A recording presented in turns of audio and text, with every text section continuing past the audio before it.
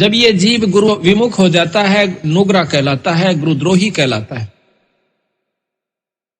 उन्होंने उन सिद्धियों को ऐसे ढंग से प्रयोग करना शुरू कर दिया कि किसी को दुख देना शुरू कर दिया और उल्टे काम शुरू कर दिए, जिससे वे राक्षस कहलाए।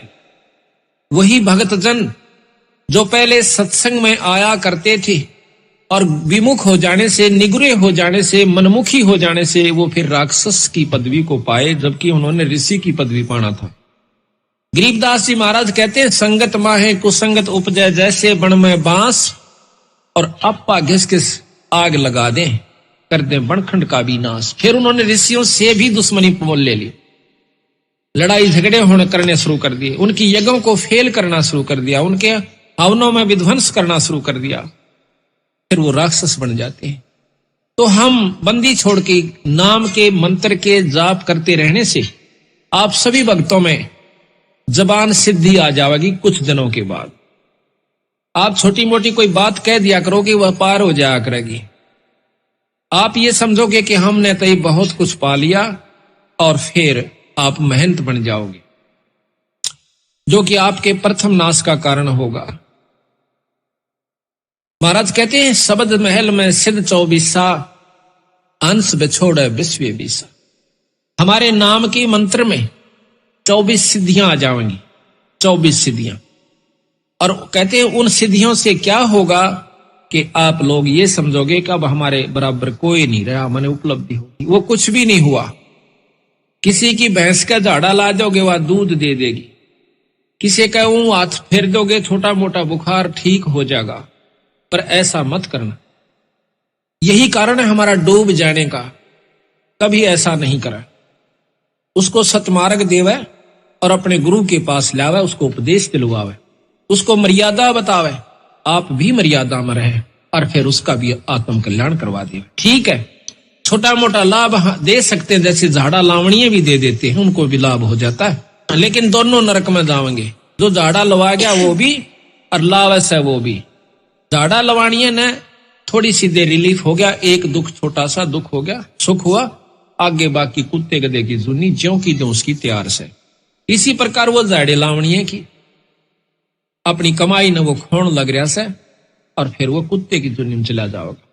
तो संतों ने यही बताने की कोशिश की है गरीबदास जी ने हमारे को, कि प्रथम तो आप भक्ति कर दे को ना, और लग जाते हो तो फिर उसको निभाते को ना। जब तक आप निभाओगे नहीं, यानी मर्यादा में नहीं चलोगे, तब तक आपको उपलब्धि कोई नहीं होगी। इन बातों को सत्संग में याद दिलाया जाता है। सत्संग में आकर के नाम लेवे, नाम लेकर के फिर मर्यादा में रहे। सबसे पहला गुरु मर्यादा बताई संतों ने, कि इससे विमुख हुआ जीव फिर कभी उभर कर नहीं आता। तो ये सब ज्ञान सत्संग से होता है, सत्संग संतों की कृपा से आपको उपलब्ध होता है। जब आप सत्संग में आओगे, संतों की शरण में आओगे, तो आपको बहुत कुछ जानकारी दी जाएगी, आत्म कल्याण की भी और मर्यादा में रहने की भी, और वो अमर मंत्र भी आपको समय आने पर दिया जाएगा। 24 सिद्धियों का थोड़ा सा वर्णन आपको बताते हैं जो गरीबदास जी ने किया है। शब्द महल में सिद्ध 24 अंश बिछोड़े विश्व 20। एक सिद्धि सुरदेव मिलावे, एक सिद्धि मन वृत्ति बतावे। एक सिद्धि ऐसी होती है जो जिस इष्ट की आराधना करता है वो इष्ट सामने प्रकट हो जाता है। जैसे कुंती का प्रमाण मिलता है कि उन्हें सूर्य देव का एक मंत्र जाप किया। एक ऋषि ने उसको एक मंत्र दे दिया कि इसका जाप कर लोगे तो आपके पास सूर्य देव प्रकट हो जाएंगे, और जो उससे इच्छा व्यक्त करोगे आपकी पूरी कर दे।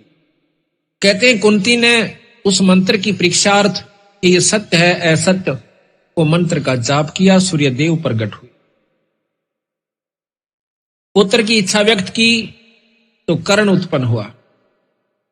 तो कहते हैं एक सिद्धि सुरदेव मिलावे। उस सुर कहते हैं देवता को, उस देवता को आप जिसकी आराधना कर रहे हो आपको उसे मिला देगा। एक सिद्धि मन वृत्ति बतावे। एक सिद्धि होती है कि आपने जो मन में सोच रखा है, वो जो महात्मा जिसने वह सिद्धि कर रखी है वो बता देगा कि आपका ये कार्य है। आप समझो कि महात्मा के तो चालास है, पर है कुछ नहीं। संतों की दृष्टि में वो तो भांड है।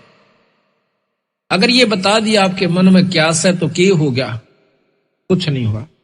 एक सिद्धि मनवर्ती बतावे, एक सिद्धि हो पौन स्वरूपी आकाश में पौन की तरह हल्का हो जाता है। एक सिद्धि होवे अनुरूपी, एक सिद्धि निस्वासर जागे, एक सिद्धि सेवक हो आ गए।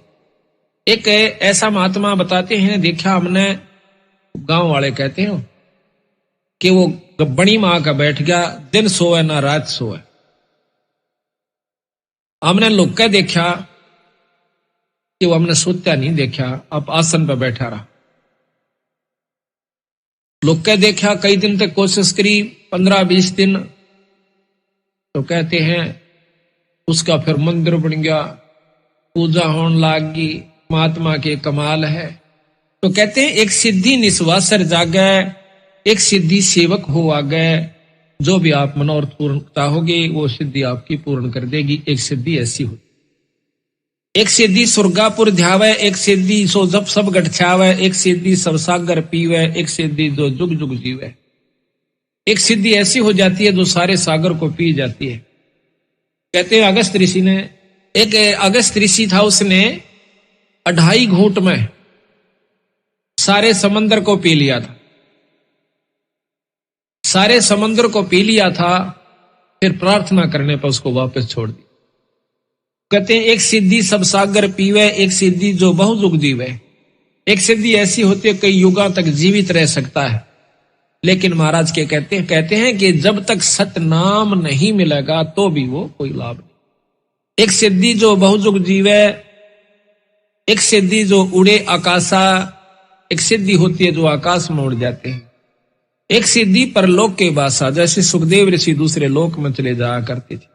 उड़ जाना कोई और सिद्धि होती है, उस लोक में परमिशन मिल जाना वह कोई और सिद्धि होती है। एक सिद्धि परलोक के बासा, एक सिद्धि कष्ट तन जारा, एक सिद्धि तन हंस नियारा। एक सिद्धि ऐसी होती है जो कि शरीर के कष्ट को दूर कर देता है। कई बताए ना को जाड़ न जाड़ दे है, ठीक हो जाती इससे को नहीं, लेकिन वो जाड़े जाड़ सके है, मुक्ति का साधन नहीं है। एक सिद्धि तन हंस नियारा, एक सिद्धि ऐसी होती है जो शरीर से न्यारा हो जाता है वो जीवात्मा, और सिद्ध वो शरीर अलग रहता है और वो अलग जाकर चोला धारण कर लेता है, उससे निकल जाता है, दूसरे में भी प्रवेश कर जाता है। एक सिद्धि तन हंस नियारा, एक सिद्धि जल डूब ना जाई, एक सिद्धि जल पैर न लाई। एक सिद्धि है पानी पर नहीं डूबता, ऊपर का चला जाता है, ये भी कोई लाभ नहीं बताया।